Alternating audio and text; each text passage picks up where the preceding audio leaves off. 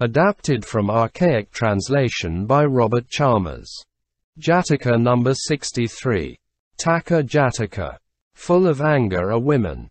This story was told by the master while at Jetavana monastery, about another passion-struck brother. When on being questioned the brother confessed that he was passion-struck, the master said, "Women are ungrateful and treacherous. Why are you passion-struck because of them?" And he told this story of the past. Once upon a time when Brahmadatta was reigning in Benares, the bodhisattva, who had chosen an hermit's life, built himself a hermitage by the banks of the Ganges, and there won the attainments and the higher knowledges, and so lived in the bliss of insight. In those days, the Lord High Treasurer of Benares had a fierce and cruel daughter, known as Lady Wicked, who used to abuse and beat her servants and slaves. And one day they took their young mistress to frolic herself in the Ganges. And the girls were playing about in the water, when the sun set and a great storm burst upon them. On this folks ran away, and the girls' attendants, exclaiming, "Now is the time to see the last of this creature. Throw her right into the river," and hurried off. Down poured the rain in torrents, the sun set, and darkness came on. And when the attendants reached home without their young mistress, and were asked where she was, they replied that she had got out of the Ganges, but that they did not know where she had gone. Search was made by her family, but not a trace of the missing girl could be found. Meantime she, screaming loudly, was swept down by the swollen stream, and at midnight approached where the bodhisattva lived in his hermitage. Hearing her cries, he thought to himself, "That's a woman's voice. I must rescue her from the water." So he took a torch of grass and by its light descried her in the stream. "Don't be afraid. Don't be afraid," he shouted cheerily, and waded in, and, thanks to his vast strength, as of an elephant, brought her safe to land. Then he made a fire for her in his hermitage and set delicious fruits of many kinds before her. Not till she had eaten did he ask, "Where is your home? And how came you to fall in the river?" And the girl told him all that had happened to her. "Dwell here for the present," said he, and installed her in his hermitage, while for the next 2 or 3 days he himself dwelling in the open air. At the end of that time he told her to depart, but she was set on waiting till she had made the ascetic fall in love with her, and would not go. And as time went by, she so caused on him by her womanly grace and tricks that he lost his insight. With her he continued to dwell in the forest. But she did not like living in that solitude and wanted to be taken among people.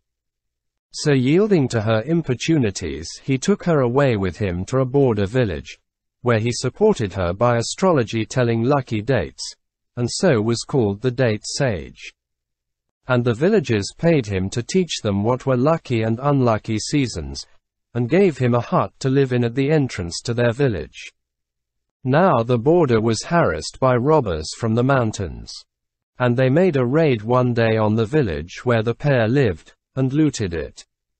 They made the poor villagers pack up their belongings, and off they went, with the treasurer's daughter among the rest, to their own dwellings. Arrived there, they let everybody else go free. But the girl, because of her beauty, was taken to wife by the robber chieftain. And when the bodhisattva learned this, he thought to himself, "She will not endure to live away from me. She will escape and come back to me." And so he lived on, waiting for her to return.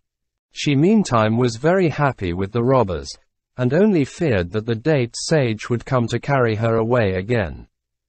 "I should feel more secure," thought she, "if he were dead. I must send a message to him feigning love and so entice him here to his death." So she sent a messenger to him with the message that she was unhappy, and that she wanted him to take her away. And he, in his faith in her, set out then, and came to the entrance of the robbers' village, from where he sent a message to her. To fly now, my husband, said she, would only be to fall into the robber chieftain's hands who would kill us both. Let us put off our flight till night. So she took him and hid him in a room. And when the robber came home at night and was inflamed with strong drink, she said to him, Tell me, love, what would you do if your rival were in your power? And he said he would do this and that to him. Perhaps he is not so far away as you think, said she. He is in the next room. Seizing a torch, the robber rushed in and seized the bodhisattva and beat him about the head and body to his heart's content. Amid the blows the bodhisattva made no cry, only murmuring, Cruel ungrateful, slanderous traitors. And this was all he said.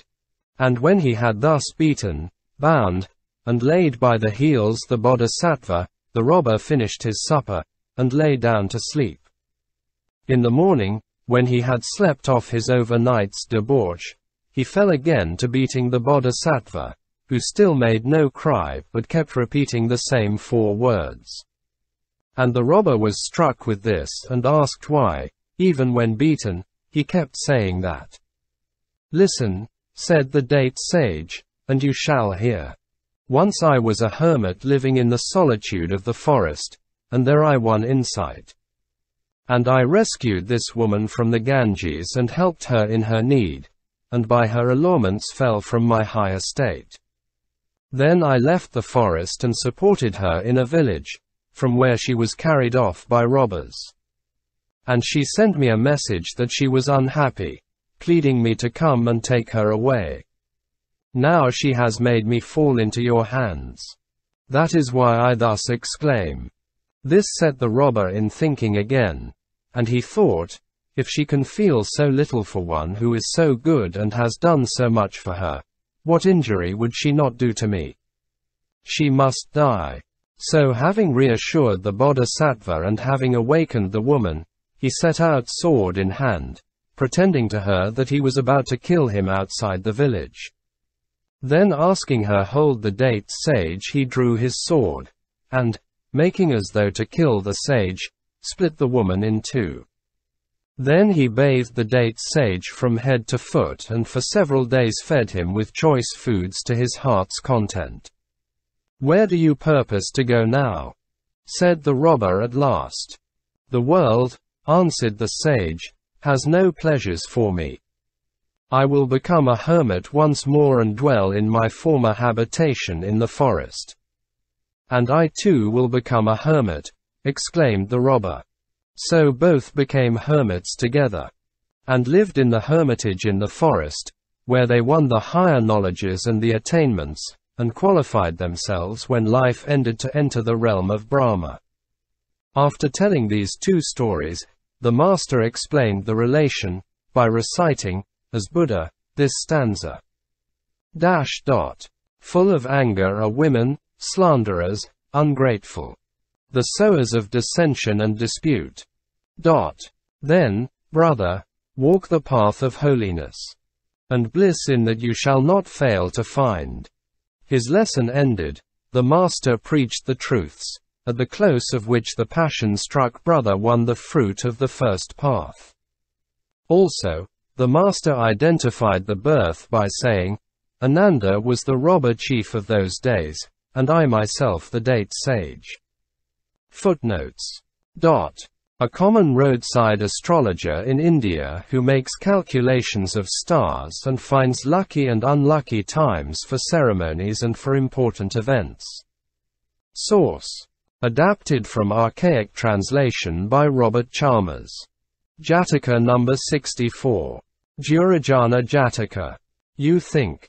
This story was told by the master while at Jetavana monastery, about a lay brother. Tradition says that there lived at Shravasti city a lay brother, who was established in the Triratna 3 gems. Buddha, Dharma the nirvanic path and Sangha the holy order, and the 5 commandments, a devout lover of the Buddha, the teaching and the brotherhood.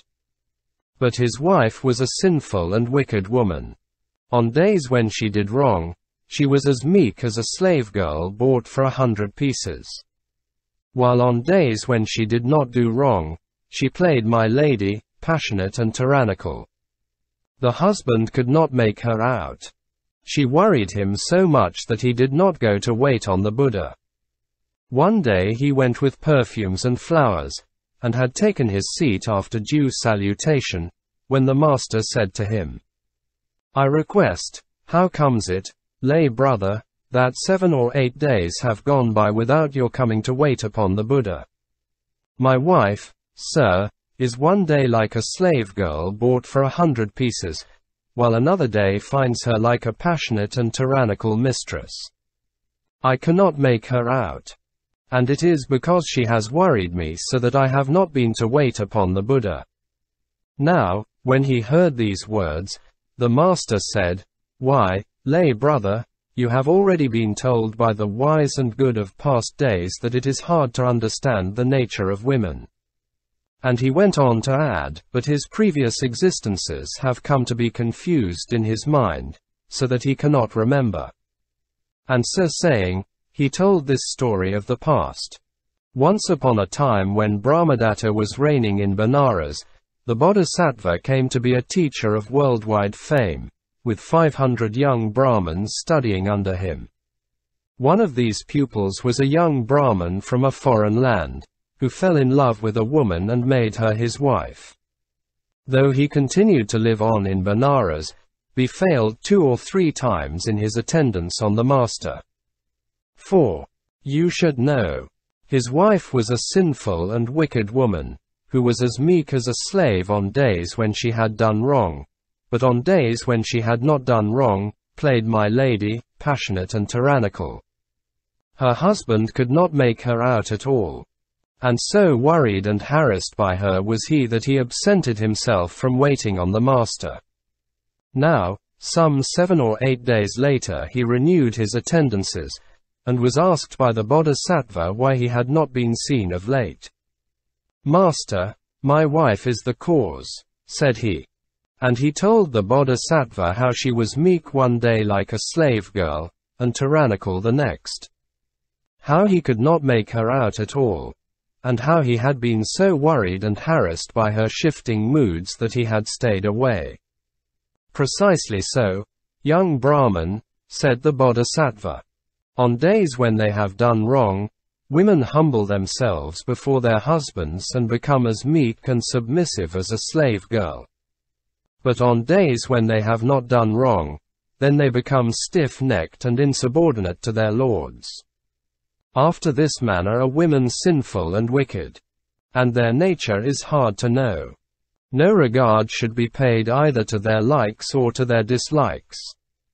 And so saying, the bodhisattva repeated, for the knowledge of his pupil, this stanza. You think a woman loves you. Be not glad. You think she loves you not. Avoid to grieve. Unknowable, uncertain as the path of fishes in the water, women prove.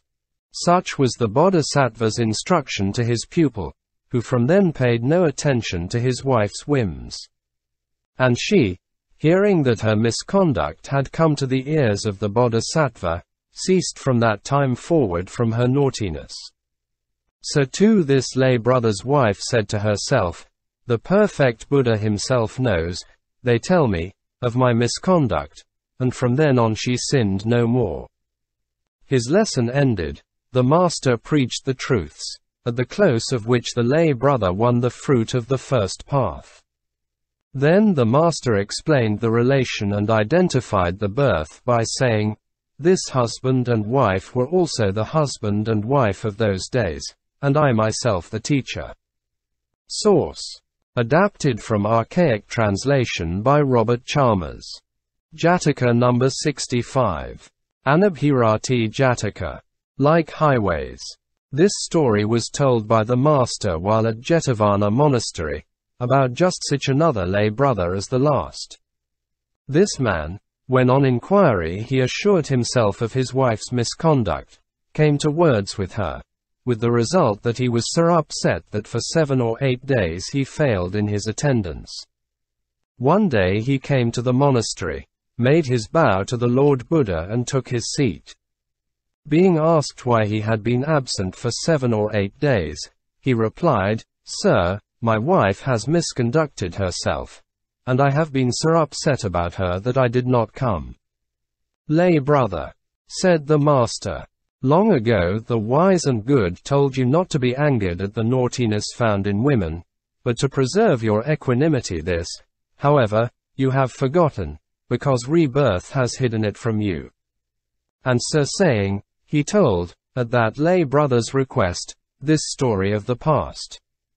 Once upon a time when Brahmadatta was reigning in Benares, the bodhisattva was a teacher of worldwide reputation, as in the previously mentioned story. And a pupil of his, finding his wife unfaithful, was so affected by the discovery that he stayed away for some days. But being asked one day by his teacher what was the reason of his absence, he made a clean breast of it. Then said his teacher, "My son, there is no private property in women. They are common to all. And therefore wise men, knowing their weakness, are not excited to anger against them." And so saying, he repeated this stanza for his pupil's understanding. Like highways, rivers, courtyards, inns, or taverns, which to all alike extend, one universal hospitality is womankind. And wise men never stoop to anger at weakness in a gender so frail. Such was the instruction which the bodhisattva imparted to his pupil, who from then grew indifferent to what women did. And as for his wife, she was so changed by hearing that the teacher knew what she was, that she gave up her naughtiness from then on. So too that lay brother's wife, when she heard that the master knew what she was, gave up her naughtiness from then on. His lesson ended, the master preached the truths, at the close of which the lay brother won the fruit of the first path. Also the master explained the relation and identified the birth by saying, "This husband and wife were also the husband and wife of those days, and I myself the Brahman teacher."